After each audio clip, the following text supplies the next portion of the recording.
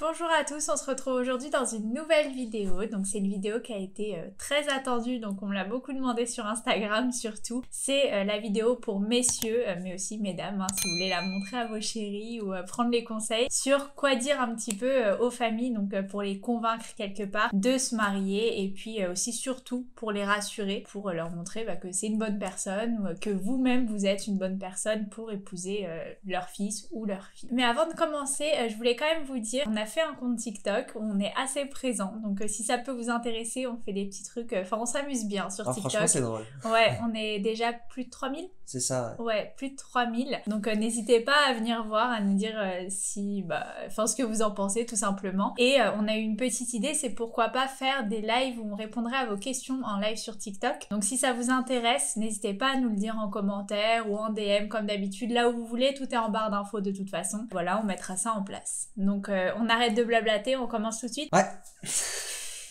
C'est parti. Alors, on va commencer...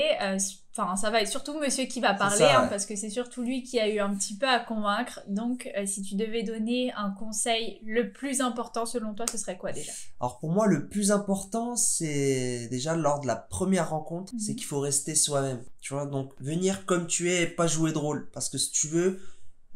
ton futur beau-père ou tes futurs beaux-frères, ils vont voir directement que tu surjoues et dans leur tête ça va être automatique, ils vont se dire il est bizarre lui, tu vois. Ouais. Ça c'est le premier truc. Ensuite, si tu joues un rôle, si tu veux, la personne qui est en face de toi, elle aura un peu l'impression d'être prise pour une idiote, tu vois, et donc ça le fait pas, tu perds directement l'impression. Et un truc hyper important, c'est la première impression. Si tu te loupes, tu peux être sûr que t'es fiché dans leur tête. Tu vois ce que je veux dire ou pas? Et à partir de là, tu vas faire que galérer, et le mariage sera toujours repoussé. Tout simplement la demande. Ouais. En fait, on a réfléchi en préparant la vidéo et on s'est dit, est-ce qu'en soi, on vous raconte ce qui s'est dit ou est-ce qu'on vous donne des conseils? Et on est parti sur l'idée vraiment de donner des conseils, même si je pense que par la suite, il vous dira un petit peu ce qu'il a dit. Parce que tout simplement, en fait, c'est pas une formule magique. C'est que, comme il vous disait là, il a été honnête, il a dit les choses. Donc après, bon, il expliquera encore par la suite. Mais c'est pas... En gros, ce qu'il a dit, ça a pas fonctionné pour tout le monde, en fait. Parce que c'était applicable à lui et à moi, au final. Donc du coup, c'est mieux d'avoir des conseils... Être général, quoi. Ouais, voilà, c'est beaucoup mieux. Mais bon, après, je pense que tu vas détailler un peu par la suite, mais je tenais quand même à le dire parce que c'est assez important. C'est, comme il a dit, d'être authentique et d'être vrai, de dire ce que vous avez sur le cœur, plus que de répéter bêtement ou de réciter quelque chose qui a déjà été dit et qui a fonctionné pour quelqu'un d'autre parce que c'est peut-être pas votre cas. C'est simple, moi ça a été, quand j'ai rencontré père et tes frères, ça a été en 3 étapes. Chaque personne, en fait, j'ai un petit peu analysé, si tu veux, les personnes que j'avais en face de moi. Ton père, ça a été vraiment la globalité sur la stabilité au niveau des études, la stabilité financière. Il voulait être rassuré par rapport à ça. Ton autre frère, c'était surtout par rapport à l'aspect est-ce que ma sœur est en sécurité avec lui, tu vois. Il voulait plutôt la défendre. Et le deuxième frère, c'est plutôt sur l'aspect religion. Il voulait savoir si j'étais vraiment dans la religion. Il a voulu voir quelles étaient mes valeurs, quelles étaient mes intentions envers sa sœur aussi. Ouais, c'est ça. En fait, là, le conseil, du coup, qui ressort de ce que tu dis, c'est essayer d'analyser un petit peu la personne que vous avez en face et justement pour pas adapter le discours en disant ce que la personne a envie d'entendre, mais en accent sur les choses les plus importantes. Par exemple, je sais pas, vous avez quelqu'un qui est ultra axé valeurs, vous allez pas lui parler ouais, j'ai un gros compte en banque,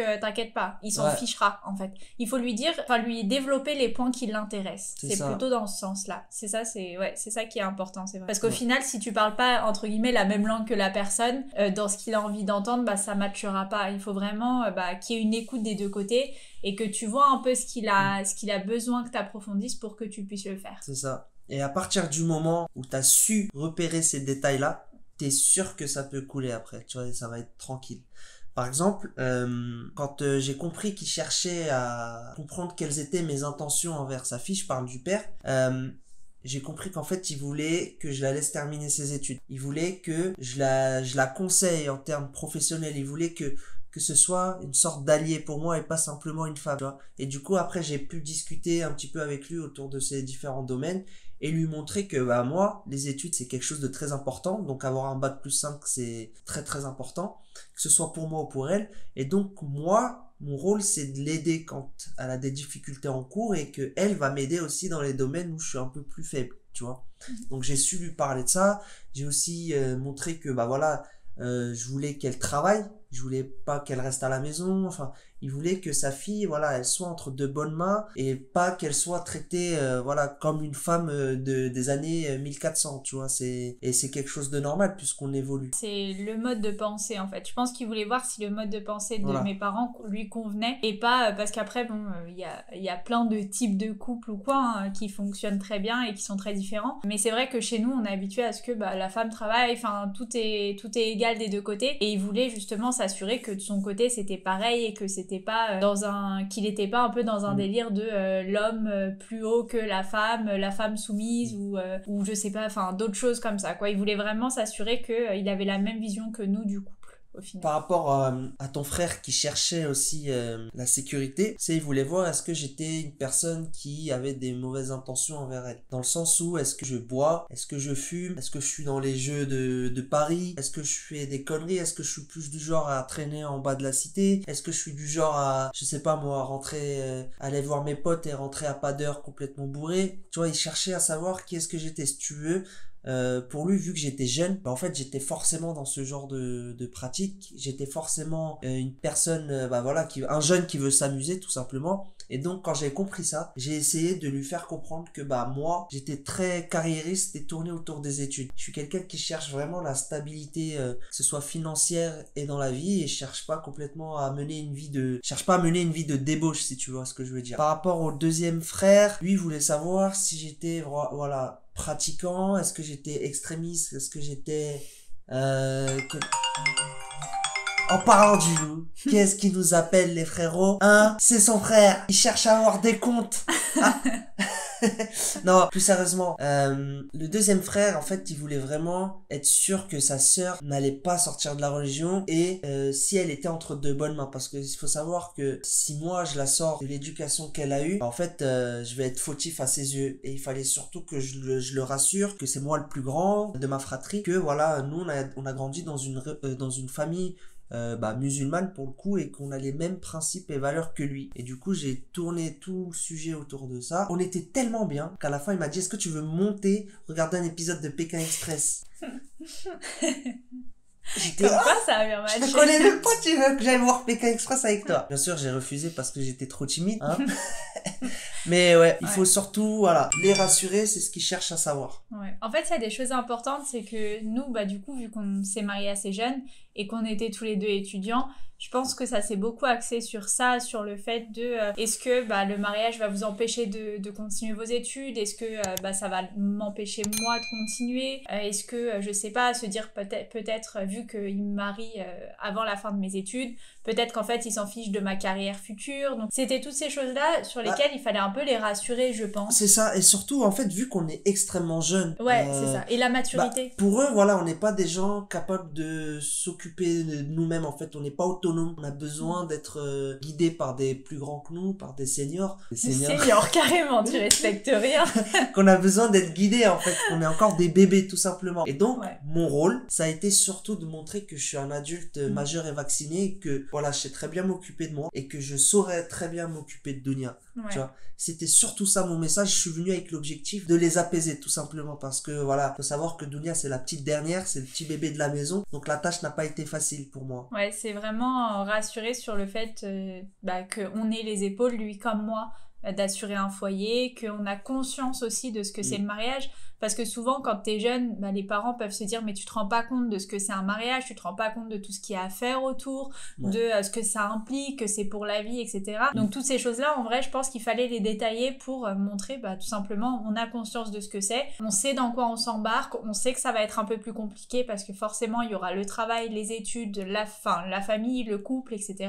Il fallait qu'on montre tout ça et au final je pense que tu l'as bien montré et que t'étais pas, comme tu disais, dans un délire de je suis jeune, je veux partir dans tous les sens, faire n'importe quoi. Non, tu sais ce que tu veux faire et tu veux faire quelque chose de bien au final. Après, faut les comprendre. Si toi, c'est normal. tu viens, tu leur expliques que voilà, t'es un jeune, voilà, t'as des potes avec qui tu sors régulièrement. Enfin, t'as le droit de sortir, je dis pas que tu sors pas. Mais si tu sors en boîte, contre leurs principes, si t'es genre en mode je vis ma vie, ma femme elle fait ce qu'elle veut, je m'occupe pas d'elle, mes potes avant tout, enfin mes délires de soirée avant tout, bah ça se comprend, ils vont pas la laisser entre les mains de n'importe qui, tu vois.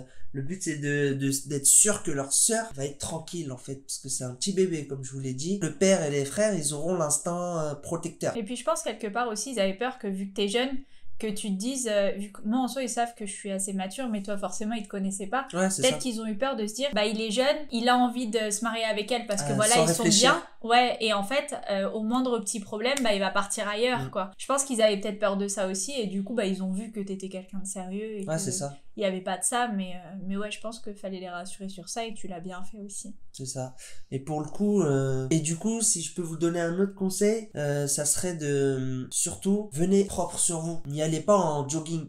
Ouais, Tu c'est vois. ce que j'allais te Parce dire. que J'allais si te t'y vas- demander, là, ça je sais que c'est les filles surtout qui vont demander, parce qu'on est comme ça, mais qu'est-ce qu'il faut mettre, même s'il n'y a pas de règle, qu'est-ce que tu préconises de porter pour un garçon qui va rencontrer Alors, sa belle famille?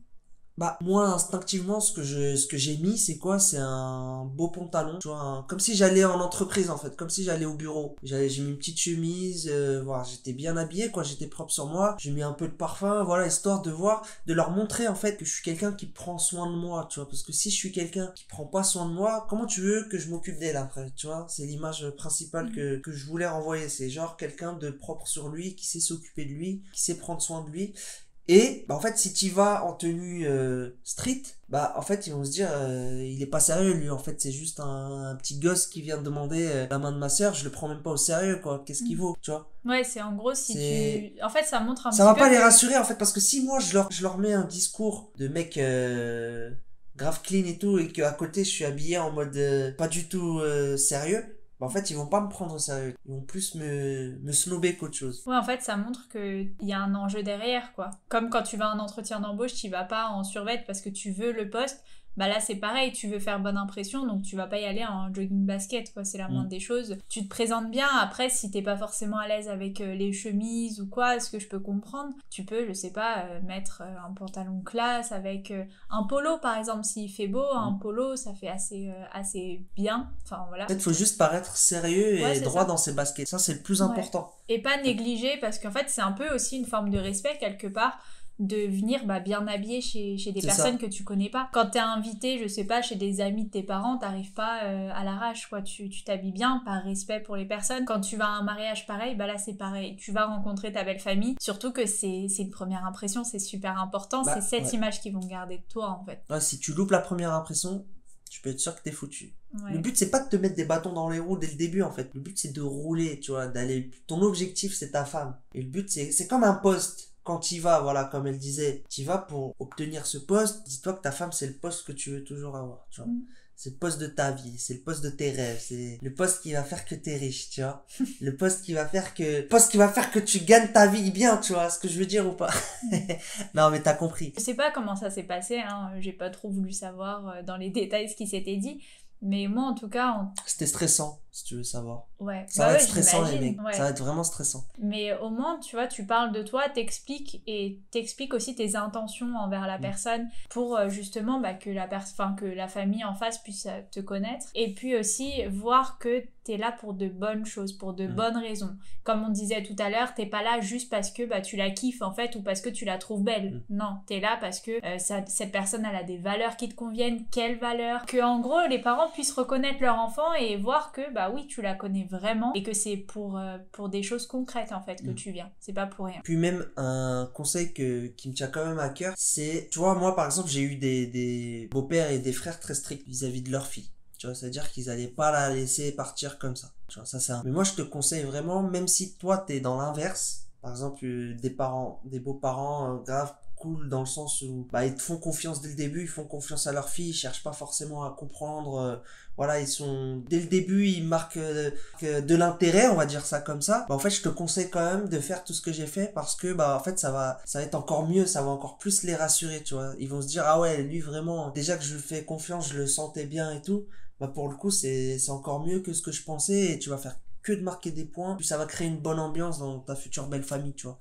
C'est quand même voilà, moi c'est un conseil que je te donne, c'est même si t'es pas amené à faire ça, fais-le quand même par principe en fait, et juste pour leur montrer sur que t'es pas là pour rien en fait, parce que si à partir du moment t'es juste là merci au revoir, tu sers à rien en fait dans le couple. Tu vois, t'es pas un homme, faut le faire. Mais quoi, c'est vrai. T'as un homme qui veut une femme, il est obligé d'aller demander sa main ça à son dépend. père. Ça dépend les cultures, hein, pas tout Bah le monde. si, mais il faut qu'il Chez demande nous, la oui, main, mais wesh. sinon, non. Bah si, il faut demander la main au père, pas. au frère, et après tu demandes à la mère et à la sœur. Oui, tu demandes à tout le monde, c'est pas genre moi je viens, je prends Donia, merci, au revoir, que ça vous plaise ou non. Voilà quoi, faut demander.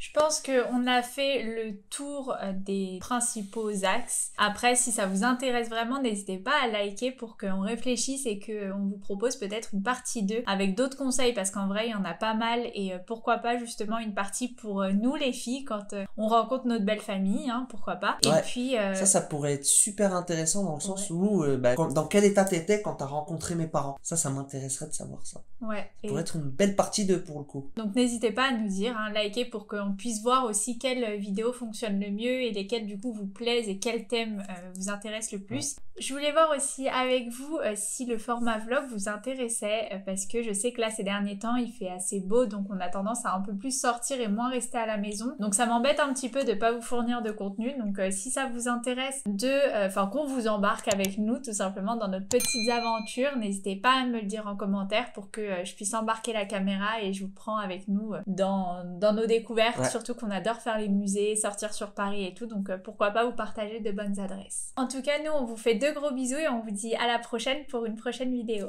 Ciao.